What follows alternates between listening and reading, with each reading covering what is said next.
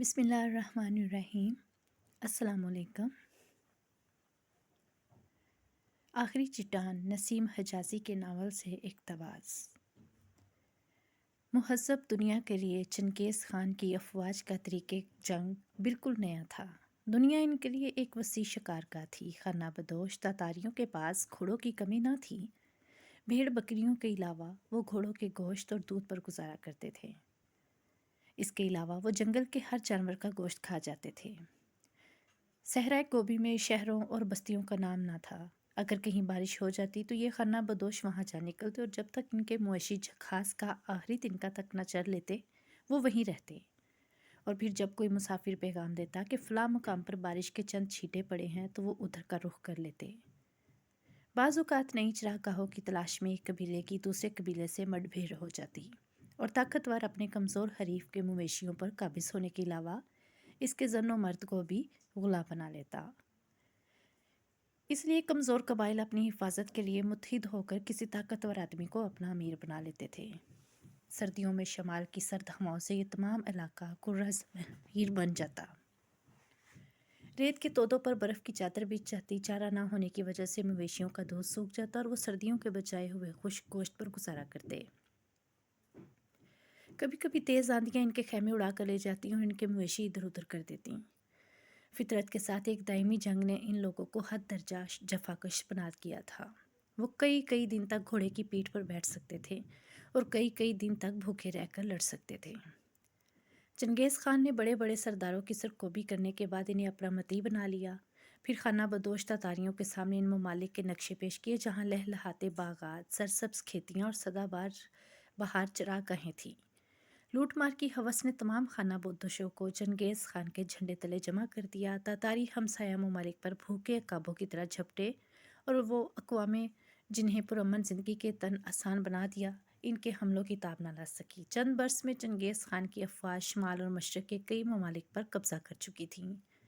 ہمسایہ سلطنتیں ان کی فتوحات کی رفتار پر حیران تھی۔ وہ ایک ایک دن میں کئی کئی منازل طے کرتے اور بیک وقت کئی مقامات سے دوسرے ممالک پر یلغار کر دیتے۔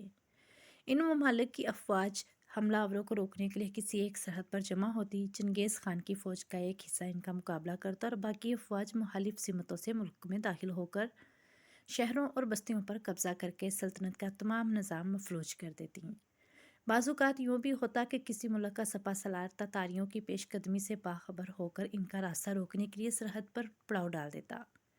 ہر روز اس کے جاسوس یہی خبر دیتے کہ حملہ آوروں کا رخ اسی طرف ہے، لیکن ایک صبح کوئی ایلچی یہ پیغام لے کر آ جاتا کہ چنگیز خان کی باقی افواج نے دوسری سرحد عبور کر کے دارالحکومت پر قبضہ کر لیا ہے۔ تاتاریوں کی حیرت انگیز کامیابی کا راز ان کی رفتار میں تھا۔ وہ گھوڑوں کی ننگی پیٹھ پر سواری کرتے تھے۔ ہر سوار کے ساتھ کئی کئی گھوڑے ہوتے تھے۔ جب ایک گھوڑا تھک جاتا تو سوار دوسرے گھوڑے پر بیٹھ جاتا۔ یلغار کے وقت اگر سوار کو بھوک محسوس ہوتی تو وہ گھوڑے کی پیٹھ پر زخم کر کے اس کے خون کے چند گھونٹ چوس لیتا تھا۔ لمبے سفر میں بھی تاتاری اپنے ساتھ بہت کم سامان رسد اٹھاتے تھے۔ جنگل میں وہ فالتو گھوڑے کھا لیتے اور راستے کے شہروں اور بستیوں سے مویشی چھین لیتے۔ اگر کسی شہر کے باشندے بغیر مزاحمت کے ہتھیار ڈال دیتے تو تاتاری صرف ان لوگوں کو قتل کرتے تھے جنہیں سپاہیانہ خدمت کے قابل سمجھا جاتا تھا۔ تاہم ہر سپاہی مفتوح قوم کی عورتوں کی بے حرمتی اپنی حق سمجھتا تھا۔ اگر کوئی شہر مزاحمت کے بعد فتح ہوتا تو مکانوں کو آگ لگا دی جاتی اور مکینوں کو قتل کر دیا جاتا۔ ہر فوج کا جرنیل اپنے سپاہیوں کو فتح کی یادگار تعمیر کرنے کا حکم دیتا اور تاتاری سپاہی نوجوانوں کے علاوہ بچوں، بوڑھوں اور عورتوں کے سر کاٹ کر مینار بنا دیتے۔ پھر جس فوج کا مینار سب سے بلند ہوتا اس کے افسروں اور سپاہیوں کو چنگیز خان شاباش دیتا تھا۔ بعض اوقات دو سپاہیوں میں اس بات پر جھگڑا بھی ہو جاتا کہ میں تمہارا مینار اندر سے کھوکھلا ہے ورنہ آج میری فوج نے زیادہ سر کاٹے ہیں۔ یہ وہ قوم تھی جس کے ہاتھوں عالم اسلام کی عبرتناک تباہی مقدر ہو چکی تھی۔